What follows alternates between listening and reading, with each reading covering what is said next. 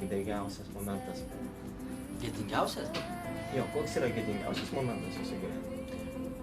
Ar atsimenat? Jo, aš atsimenu vieną momentą, kaip aš susimoviau. Jo, čia ir aš tada išmokau pamoką, kad niekada nevertink, pirmas įspūdis jis dažniausiai būna klaidingas. Ir aš skridau į Londoną, man tuo metu buvo gal 24 ar 5. Aš skridau kalbinti tokios kultinės grupės Pet Shop Boys.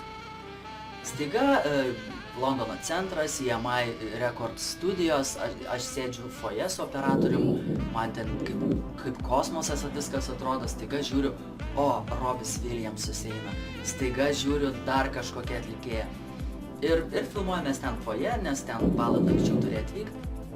Ir matau, ateina toks plikagalvis senukas, atsisėda, užsikelia kojas ant staliuko, kur Rolling Stones žurnalai.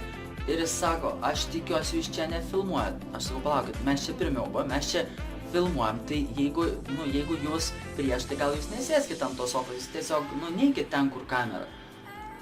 Jis paėmė, atsistojo ir išėjo. Praeina valanda, mes jau pasikeliam į tą vietą, kur vyks interviu.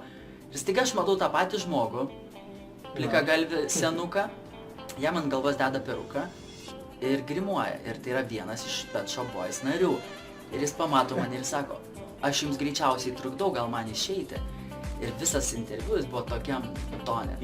Tokioj įtampoj. Man buvo beprotiškai gėda, bet aš neturėjau kur lysti ir ką man reikėjo išsišokti. Reikėjo į kitą pusę tą kamerą nukreipti. O jis vis per visą interviu sugebėjo atsigriebti. Atsigriebė. Turbūt patankė per nervus jūs dabar. Labai stipriai.